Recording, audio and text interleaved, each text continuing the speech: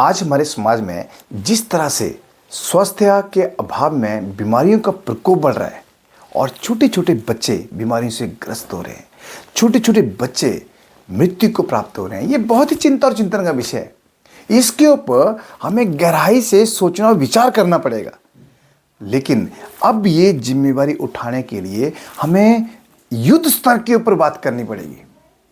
आप सोचो कि बीमारी हमारे शरीर में आती कैसे है, शरीर बीमार होता कैसे है।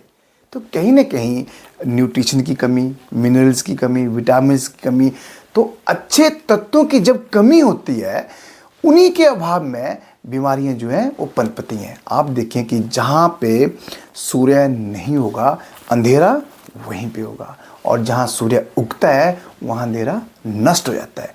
तो इसका मतलब ये है कि हम लोगों ने जैसे ही अच्छे खान पान से दूरी बनाई है, वैसे ही अब शरीर जो है बीमारियों का घर बनते जा रहे हैं।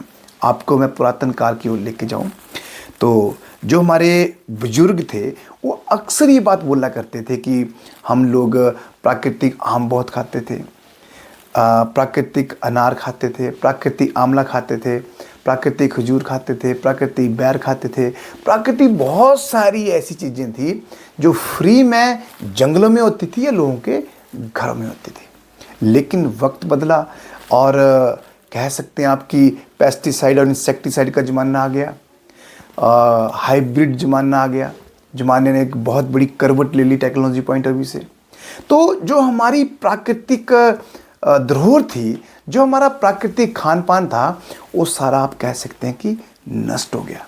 अब हर चीज़ जो है वो मोल के भाव से मिल रही है बाजार में, लेकिन जो मिल रही है वो पूरी तरह से उस तरह से नहीं है। ना वो टेस्ट है, ना वो क्वालिटी है, और ना ही फ्रूट्स में वो दम है। अब मैं आपको बताऊंगा, आपको पता ही है कि पहले लोग अमरूद यहाँ खाते थे और खुशबू 10-20 फीट दूर से आ जाती थी। मक्की कितनी टेस्टी होती थी, कितनी खुशबू होती थी। आज तो ना वो खुशबू है, ना वो टेस्ट है। हमें यही नहीं पता चल रहा है कि हम फ्रूट खा रहे हैं और इस फ्रूट का स्वाद क्या है, कुछ भी जो समझ है वो आज नहीं लगती है। तो हमें समझने की ज़रूरत है कि हमारी बॉडी को न्यूट्रिशन मिले कैसे। तो साथियों, एक तो हमें पूरी तरह से ऑर्गेनिक पे आना पड़ेगा, जीरो वेस्ट खेती के ऊपर आना पड़ेगा। हमें पूरी तरह से इन पेस्टिसाइड और इंसेक्टिसाइड से तौबा करनी पड़ेगी, इनसे नफरत करनी पड़ेगी। और उसके बाद जो भी ग्लूटेन युक्त खाना है उससे हमें फिलहाल आज़ादी लेने की ज़रूरत है। और मिलेट्स जो हैं, जो पूरे देश के अंदर धड़ल्ले से प्रचार हो रहा है, प्रदेश सरकारें, केंद्र सरकार पूरी तरह से चिंता और चिंतन में है कि कैसे मिलेट्स लोगों के जीवन का हिस्सा बने। और मिलेट्स की आपको बात बताऊं कि ये एक तो ग्लूटेन फ्री होते हैं, फाइबर रिच होते हैं।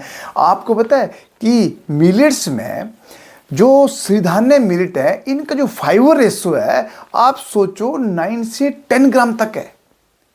और जो हम अनाज आज खा रहे हैं उसका जो फाइबर रेशो है 0.5 0.7% तक है।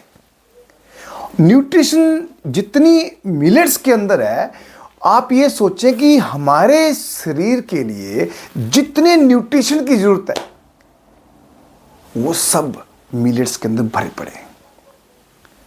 अभी तो डॉक्टर खादरवली ने मिलेट्स को हर बीमारी के लिए उपयुक्त माना है, और उन्होंने बड़े अच्छे से एक्सप्लेन किया है कि किस किस बीमारी में लोग मिलेट्स किस किस तरह से खा सकते हैं। आप जाओ यूट्यूब पे जाओ, डॉक्टर खादरवली जी को सुनो, और आपकी जो दिक्कत है उस दिक्कत के अनुरूप उनके क्या विचार हैं उनको समझने की कोशिश करो। अब भी वक्त है, अब भी इसमें है। हमें जंक फूड से दूर होना पड़ेगा, हमें हर उस गंदे खान पान से बाहर आना पड़ेगा जो खान पान हमारे शरीर को बीमारियों का घर बना रहा है। तो साथियों, be aware, eat millet, be healthy. जय हिंद, जय हिमाचल।